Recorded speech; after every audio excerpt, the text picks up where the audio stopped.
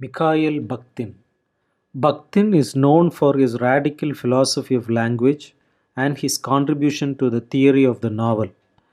His concepts such as dialogism, polyphony, carnival, and heteroglossia are all well known. Bakhtin's writings were produced at a time of momentous upheavals in Russia.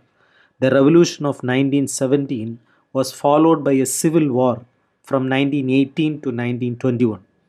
The famine and the dark years of repressive dictatorship under Joseph Stalin.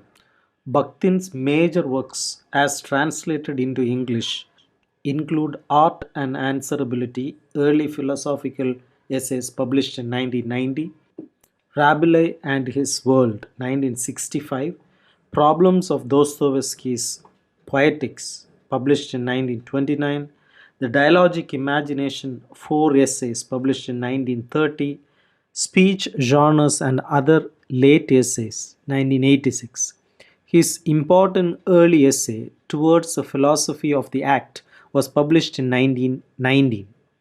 Bakhtin's theory of the novel not only involves a radical account of the nature of language, but also a radical critique of the history of philosophy and an innovative explanation of the nature of subjectivity, objectivity, and the very process of understanding. He defines novel as a diversity of speech types, sometimes even diversity of languages and a diversity of individual voices. Bakhtin's view of the novel is dependent on his view of the nature of language as dialogic and heteroglossia. To understand the concept of dialogism, one has to first understand what is heteroglossia. Heteroglossia refers to the circumstance where we usually think of as a single unitary language is actually composed of a multiplicity of languages, interacting with and often ideologically competing with one another. In Bakhtin's terms, any given language is actually stratified into several other languages. For example, we can break down any single national language into social dialects, characteristic group behavior, professional jargons, generic languages, languages of generations and age groups, languages of the authorities, of various circles and of passing fashions. Each day has its own slogan, its own vocabulary, its own emphasis. It is this heteroglossia for Bakhtin which is the indispensable prerequisite for the novel as a genre. Dialogism refers to the fact that the various languages that stratify any single language are in dialogue with one another. Bakhtin calls this the primordial dialogism of discourse, whereby all discourse has a dialogic orientation. For example, the language of religious discourse does not exist in a state of ideological and linguistic neutrality. On the contrary, such discourse might act as a reply to elements of political discourse. The political discourse might encourage loyalty to the state and adherence to material ambitions, whereas the religious discourse might attempt to displace those loyalties with the pursuit of spiritual goals. Even a work of art does not come fully formed from the brain of its author, speaking a single monologic language. It is a response to certain traditions. It is a response to certain other works. It situates itself within a current of intersecting dialogues.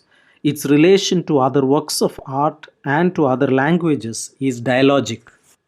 Bakhtin's dialogism also assumes that there is no direct, unmediated relation between a world and its object.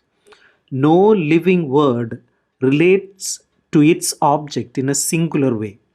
In its path toward the object, the word encounters the fundamental and richly varied opposition of other words about the same object.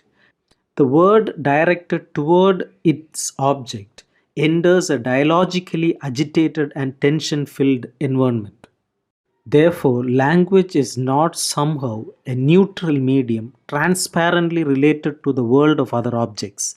Any utterance where we assign a given meaning to a word or use a word in given way is composed not in a vacuum in which the word as we initially encounter it is empty of significance. Rather, even before we utter the word in our own manner and with our own signification, it is already invested with many layers of meaning, and our use of the word must accommodate those other meanings and, in some cases, compete with them. Our utterance will, in its very nature, be dialogic.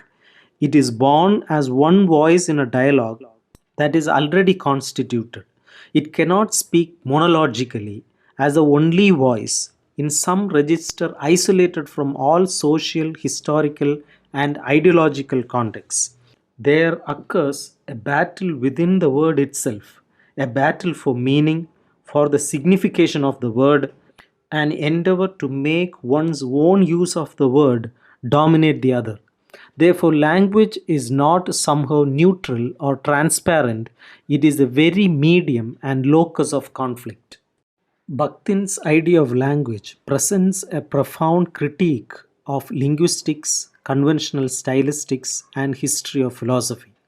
He sees traditional stylistics as inadequate for analyzing the novel because it bypasses the heteroglossia that enables the style of the novel. Stylistics views the source of style as the individuality of the speaking subject. Stylistics, linguistics, and the philosophy of language all consider language as unitary and a unitary relationship of the speaker to language, a speaker who engages in a monologic utterance. Moreover, it is not merely that language is always socially and ideologically charged, it also furnishes the very medium for the interaction of human subjects, an interaction that creates the very ground of human subjectivity. For the individual consciousness, Bakhtin says, language lies on the borderline between oneself and the other. Even literary language is stratified in its own ways, according to genre and profession. The various dialects and perspectives entering literature form a dialogue of languages. Bakhtin also points out to the difference between poetry and the novel. According to Bakhtin, most poetry is premised on the idea of a single unitary language. Poetry effectively destroys heteroglossia. It strips the word of the intentions of others. In the novel, on the contrary, this dialogization of language penetrates from within the very way in which the word conceives its object. Bakhtin sees the genres of poetry and the novel as emblematic of two broad ideological tendencies, the one centralizing and conservative, the other dispersive and radical. It may even be that poetry and novel are used by Bakhtin as metaphors for these respective tendencies. The novel embodies certain metaphysical, ideological, and aesthetic attitudes. It rejects intrinsically any concept of a unified self or a unified world. It acknowledges that the world is actually formed as a conversation, an endless dialogue, through a series of competing and coexisting languages. It even proposes that truth is dialogic. Therefore, truth is redefined not merely as a consensus, but as the product of a verbal ideological struggles, struggles which mark the very nature of language itself.